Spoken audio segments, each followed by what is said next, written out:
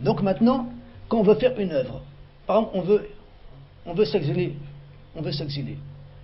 Si maintenant quelqu'un il veut s'exiler pour voir des pays, on va changer d'air, ou comme on a dit, épouser une femme, on va voir peut-être qu'il y a une femme là-bas bien, fait trouver, ou on va faire du commerce, on va faire.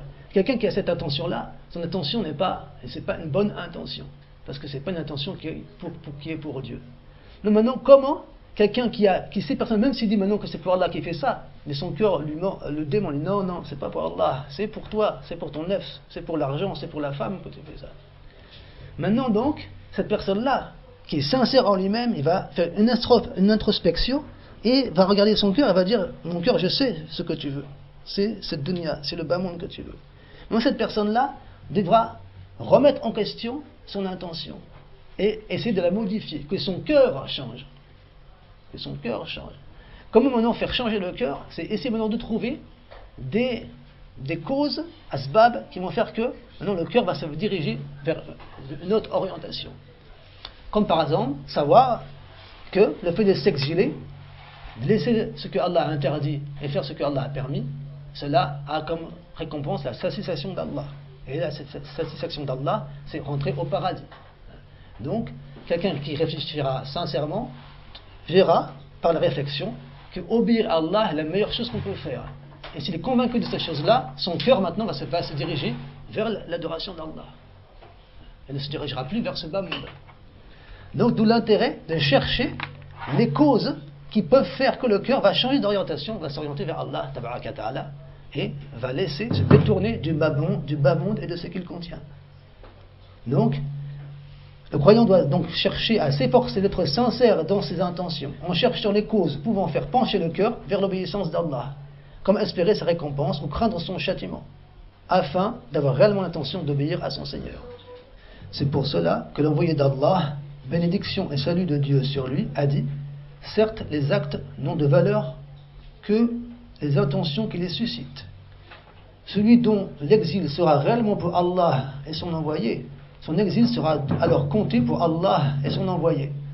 Et celui dont l'exil sera pour accaparer des biens de ce monde, ou pour jouir d'une épouse, ou pour épouser une femme, son exil sera alors compté comme tel. Donc c'était ce hadith qu'on était en train d'évoquer précédemment et de détailler. Un homme va voir l'envoyé d'Allah, bénédiction et salut de Dieu sur lui, et lui dit: ô envoyé d'Allah, que penses-tu de celui qui combat pour se prouver qu'il est courageux, et celui qui combat par rage, et celui qui combat par ostentation? Lequel d'entre eux combat dans la cause d'Allah?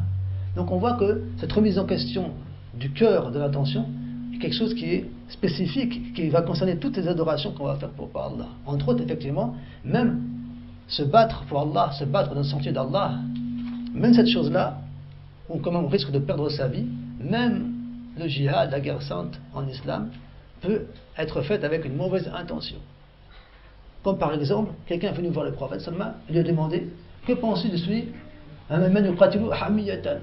celui qui combat parce qu'il a une rage intérieure en lui-même, hamiyya, et il veut exprimer sa rage. On a envie de se battre, on a envie de se défouler.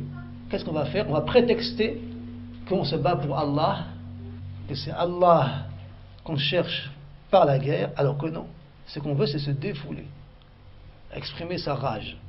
Quelqu'un qui se battra pour exprimer sa rage, c'est pas Allah qu'il vise. Cette personne-là, donc, ne sera pas comptée chez Allah comme mujahid, comme quelqu'un qui se bat pour Allah, mais il se bat pour lui-même. Man qatala hamiyatan, man qatala riya'an, celui qui va maintenant se combattre par ostentation, pour se faire voir, pour que les gens le regardent, que c'est quelqu'un maintenant de fort, de courageux, qui n'a pas peur. Ce qui le pousse à se battre, c'est ça, que les gens sachent qu'il est de la valeur chez les gens, un mura'i. Il fait ça pour que les gens le regardent. Regardez qu'est-ce que je fais. Regardez comme je suis courageux. Donc cette personne-là également, ce n'est pas quelqu'un qui se bat pour Allah. C'est quelqu'un qui se bat pour lui-même. Également cette personne-là n'a pas de part, n'a pas de récompense chez Allah. Mais au contraire, il y a, comme on va voir, un châtiment. Il a un châtiment. Ou alors celui qui se bat, courageux, ou shaja'atan, celui maintenant qui se bat pour se prouver à lui-même qu'il est courageux. Il dit quand même, Moi, je ne suis pas quelqu'un qui a peur, je ne suis pas une femme, je n'ai pas peur, je vais me battre. Je vais me prouver à moi-même que je suis quelqu'un, que je suis un homme. Il va se battre pour ça, pour se prouver à lui-même que c'est un homme, qu'il est courageux, qu'il n'a pas peur. Hein. Une fois qu'il aura fini le combat, il va dire ah, voilà, moi je me suis comporté comme un homme. Il est content de lui parce que voilà, il a été courageux. Cette personne-là également n'est pas quelqu'un qui s'est battu pour Allah.